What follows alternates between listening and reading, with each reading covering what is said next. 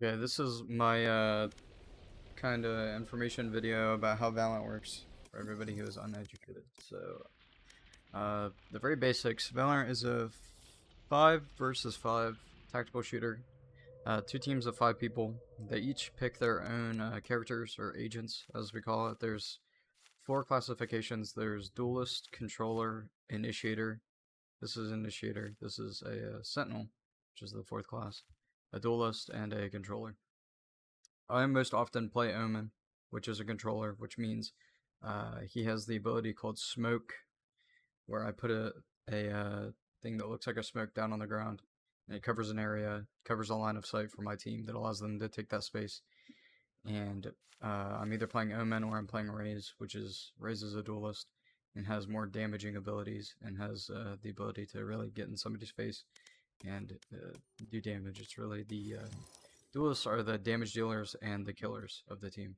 They're the people that need to get stuff done. They need to be the first people into the bomb site, and yeah. So I'm gonna load into a custom game just to show you what I mean by everything and introduce you to the economy of the game, which is different from round to round. So here, everybody before the match starts will load onto the screen. There'll be your team right here on the left side, and then you'll pick your agent. Each agent has different abilities. Yeah, just go to him and just because that's how we'll be playing this to display his abilities.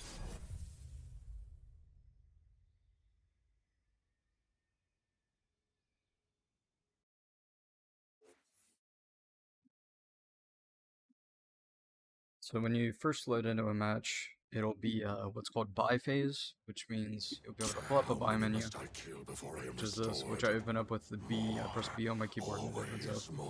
And I'm just going to pause the menu so that I can display it. Okay, so I open up the buy menu, and it's what we call pistol round.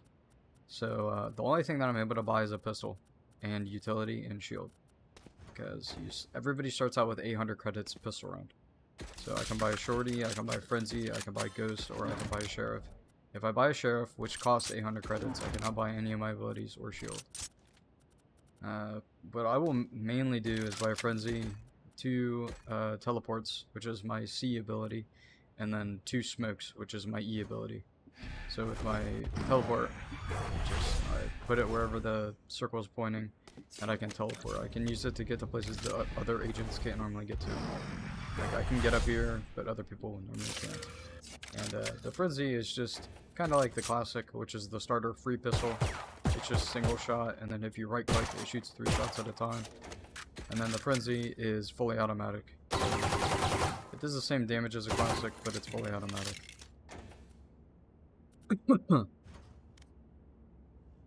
My ultimate is ready. Turn on everything infinite. I can display the other guns, which past first round, you will begin to develop credits, and the economy will grow throughout the game. So eventually, by round 3 or 4, everybody should be using a rifle, which is this category. The Phantom and the Vandal are the most common rifles you see in the game. The Vandal, more so, is because it's a one-shot headshot, so all you gotta do is hit the head of your enemy once. And more often than not, unless it's through a wall, they're dead. The Phantom is more accurate than the Vandal. It's more accurate when you spray it compared to the Vandal, which is like goes everywhere whenever you spray it. And it doesn't do as much damage. It usually takes 2 headshots, and then unless you're really close to somebody, which it only takes 1. And a lot of times you'll hear somebody say they're opping, don't peek it, they're opping, or buy an op, which is what this gun is. It's the operator. It is the highest cost gun in the game, and for a good reason, because it one-shot body shots, and it has a high magnification scope on it, which you can use. You can just play extremely long ranges where the Phantom or the Vandal can't really compete, and you can just take one shot, kill somebody, and then leave and get to somewhere else.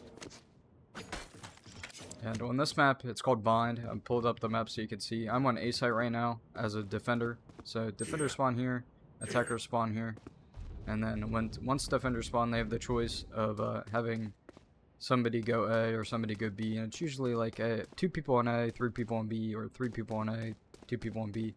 It kind of just depends on the what agent composition we have, because it honestly makes a big difference what agents my teammates are playing and where I would play, and how confident I feel in their ability to hold a line of sight or something.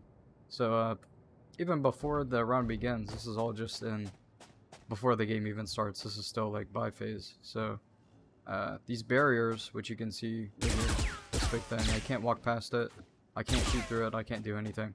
So I have to wait for the match timer at the top of my screen to tick down, which I'll go ahead and put that back on so I can tick down while I'm talking.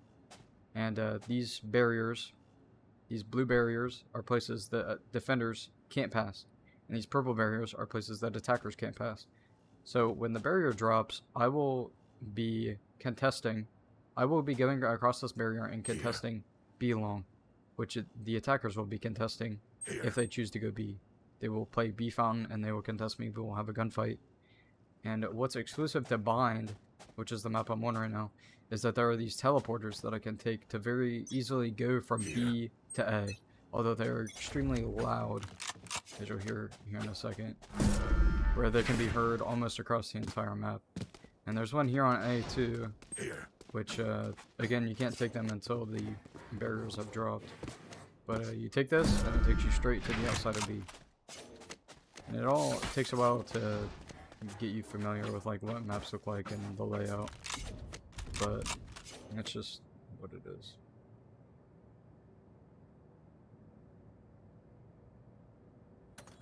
I'll back out and go to a different map.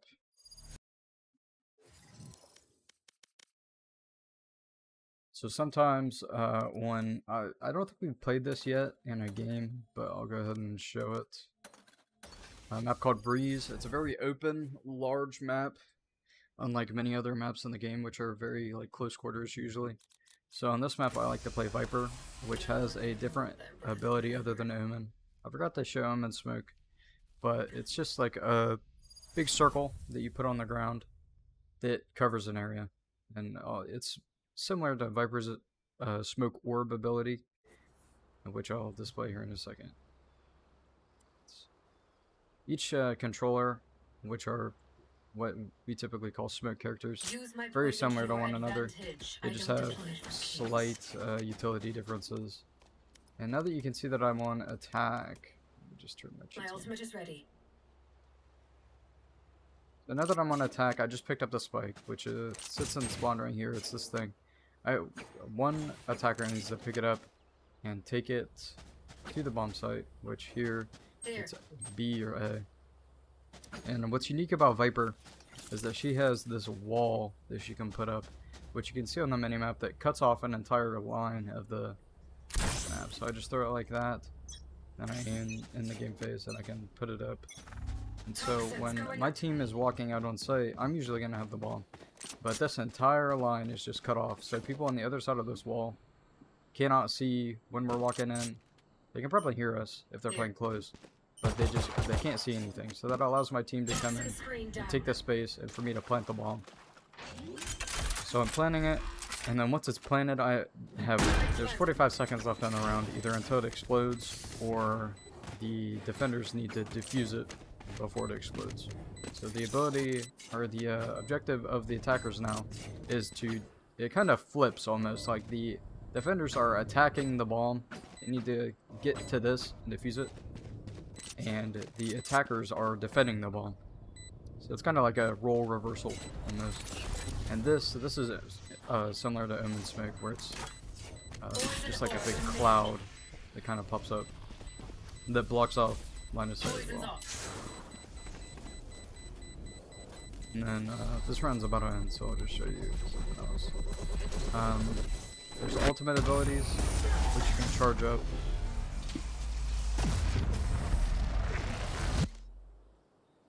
You charge your ultimate ability from getting kills, when they're down. picking up ultimate orbs, which spawn. Can't even remember the spike. Once I am everywhere. barriers drop, there's these things called ultimate orbs. You can pick them up. Once you charge your ultimate, everybody has a different ultimate. Mine's called From the Shadows. you just pull up a big map, and then I can click wherever I want to go there. So I'm in B main right now. If I wanted to grab the spike, I could TP back into my spawn and pick up the spike. And then it just completely changes my position. I can go anywhere I want. My ultimate is ready. As far as I can tell, that's like all the basics that I can think of. There's a lot more in-depth stuff that just have to do with like shooting and like positioning and stuff like that, and rotations. But a lot of that's like a lot more advanced, and it doesn't really take that knowledge to be able to watch. Another thing that I want to talk about is cosmetic skins. It changes the cosmetic look of your gun. So the normal Vandal looks like this, but there's cosmetics that you can unlock to change it, change how it sounds, change how it looks, change just like different stuff about it. So there's just a whole bunch of different cosmetic ones, and you'll see teammates of mine have completely different Vandals than me, or they might pick mine up off the ground or whatever. And the same thing goes for Phantoms for like every gun in the game. And often it just comes down to preference for whichever one you want to use. It's just kind of customizing the gun to how you like it. Same thing with knives. This is Karambit. It's just there's swords, there's whatever. They all function the same, they just look different.